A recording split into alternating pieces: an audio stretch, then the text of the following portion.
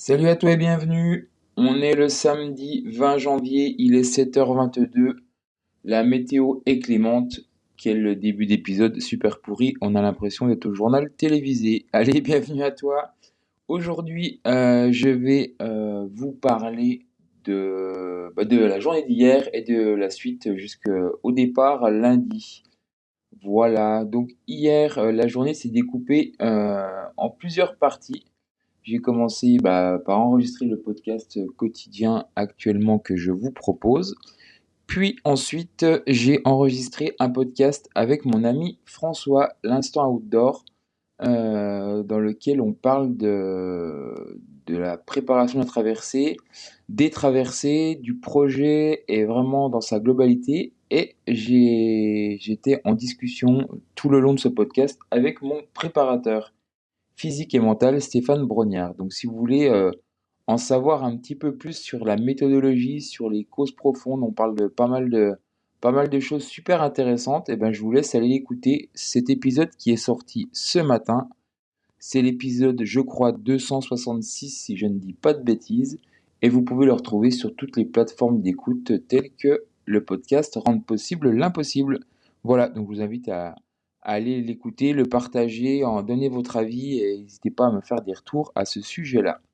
Donc ça, c'était pour la première partie de ma matinée d'hier. Ensuite, je suis monté dans le Haut-Jura pour voir un petit peu les conditions de neige. Donc c'est ce à quoi je m'attendais. Il n'y a pas grand-chose. Le matériel va donc du coup évoluer. Je pense que je vais laisser sagement les raquettes au placard et je vais partir en basket. En basket et en ski de rando quand même parce qu'il y a des parties où je peux skier. Donc je vais quand même essayer d'en profiter, ne pas faire cette traversée de lundi 100% à pied. Alors là, c'est les conditions telles que je les ai aujourd'hui samedi. J'aviserai un petit peu demain en fin de journée quand je serai sur le lieu de départ pour voir si vraiment c'est optimisé ou non. Mais en tous les cas, pour le moment, le choix est fait comme ça. Ça sera basket avec des guêtres pour essayer d'avancer un maximum et ensuite ski de rando pour en profiter aussi. Alors, bien entendu, comme je l'ai dit depuis le début, je le fais pas dans le mode de faire un temps le plus court possible. C'est vraiment d'être à l'arrivée, de mener à bien, de mener à bien cette traversée qui au final ne sera sans doute pas la plus simple. Je l'avais peut-être un petit peu minimisé en me disant, je suis toujours, euh, je suis toujours plein d'espoir et d'optimisme, donc je me suis dit, il y aura des belles conditions, je vais pouvoir en profiter aussi bien en raquette qu'en ski, mais non, ce n'est pas le cas. Donc du coup, eh ben, il faut apprendre à être résilient, à faire avec. La nature nous montre encore une fois de plus que c'est elle la plus forte, et c'est aussi ce que je recherche dans ce genre de défis et d'aventures, c'est d'aller jouer avec et de m'adapter à elle et non pas l'inverse parce que je pense que aujourd'hui il faut qu'on aille un petit peu dans cette démarche-là, mais après ce sont que mes pensées personnelles tout simplement. Donc comme je vous disais, apprendre la résilience, apprendre à faire avec, ne pas se lamenter sur ce genre de péripéties qui seront au final que bénéfiques et pleines d'apprentissage. Donc il faut aller de l'avant, il faut voilà, se motiver à accepter le changement et justement à se préparer. Et c'est dans cette optique-là que Stéphane m'a aussi préparé sur le niveau physique, sur la préparation physique. Donc je pense qu'on est prêt pour tout ça. Voilà pour la partie équipement. Donc j'aurais pu hier me dire, il faut des nouvelles chaussures, il faut du nouvel équipement, il faut des nouveaux équipements, pardon. Il faut plein de choses et ben non, j'ai décidé de faire avec ce que j'avais. Ça sera très bien. Le team toujours plus ne sera pas présenté pour cette fois-ci. J'ai déjà pas mal de matériel qui va permettre d'aller au bout. Donc je vais faire avec ce que j'ai et ça sera déjà super. Il n'y a pas de raison que ça n'aille pas. Ensuite, la journée d'hier, donc ça a été rendez-vous pro avec Mathieu, Tacticom, qui va s'occuper, comme je vous l'avais déjà dit, de l'insight, des petits réels, de la communication et des photos autour de ce projet. Donc, on s'est calé un petit peu sur quoi vous montrer, quand vous le montrez. Enfin voilà, ça c'est. Mathieu était force de persuasion, de proposition, pardon. C'est cool. J'ai pas besoin de gérer cette partie-là. Ça me permet de m'enlever une grosse charge mentale, c'est clair. Et j'en suis du coup super content. Le rendu, je pense, va vraiment être beau et qualitatif. Pour ça, j'en ai vraiment pas de doute. Et ce qui va vous faire vivre encore de façon plus sympathique mon aventure au gré de l'année, mais déjà au niveau de cette première traversée lundi, mardi.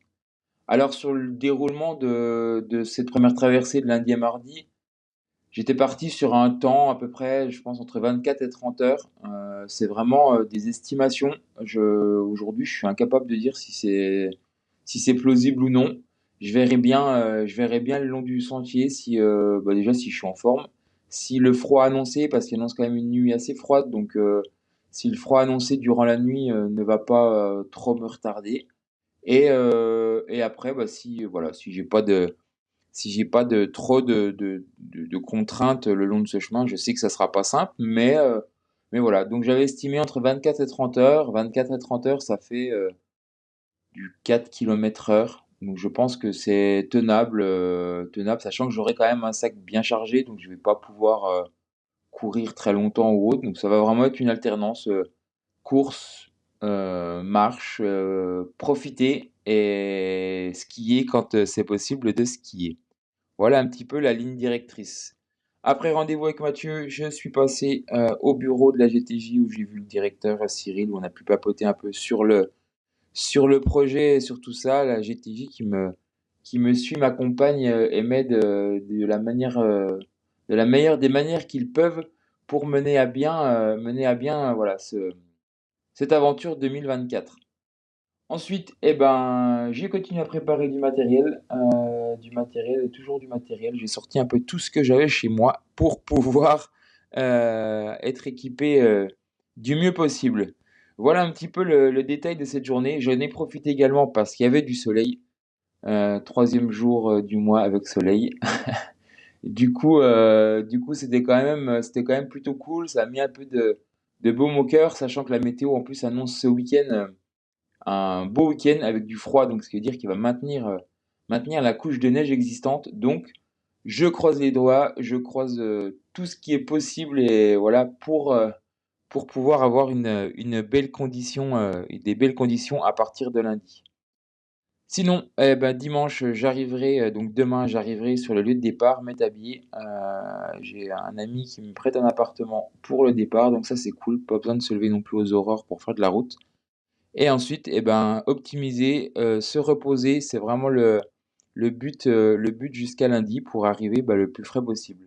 Ce matin, c'est l'enregistrement du podcast, un petit footing sympathique en famille, histoire de partager un bon moment parce que le sport, l'aventure, c'est aussi et avant tout le partage. Donc c'est des moments privilégiés qu'il ne faut jamais oublier et jamais laisser de côté. C'est vraiment très très important. Enfin, du moins pour moi, c'est très important. Donc, je vous invite à, à partager autour de tout ça, que ça soit aussi bien à pied, en vélo, en courant, en trottinette, en roller, en ski à roulette, en ce que vous voulez, en kayak même. Pas de souci, le tout c'est de partager et de profiter. C'est super important.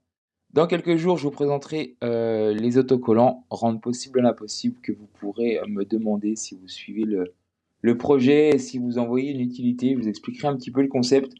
Ça sera sur les réseaux sociaux et dans quelques jours, je ferai un podcast là-dessus sur le pourquoi j'ai créé ces petits autocollants et l'aspect challenge défi qui est autour. Alors, je vous mettrai une photo, vous verrez, ils sont collés déjà sur mes skis pour cette traversée, mais pas que, vous pourrez les avoir également. Voilà un petit peu pour les préparatifs, les dernières minutes. Je suis dans un super mood, j'ai vraiment hâte. C'est vraiment, voilà, c'est vraiment top, top. Voilà, j'ai hâte. On verra ce qu'il en est lundi, on verra ce qu'il en est mardi, mais en tous les cas, là aujourd'hui, je suis vraiment impatient de partir et de vivre cette aventure du plus fort possible. Je vous remercie de m'avoir écouté. J'espère que ça vous a plu, que cet insight des préparatifs est intéressant pour vous. En tous les cas, n'hésitez pas à interagir, n'hésitez pas à me donner des nouvelles et à poser vos questions. Je suis dispo et c'est avec plaisir que je prendrai le temps nécessaire pour vous répondre. Belle journée, allez jouer dehors, allez vous profiter, profiter de la famille, des amis, c'est le plus important. Belle journée à vous!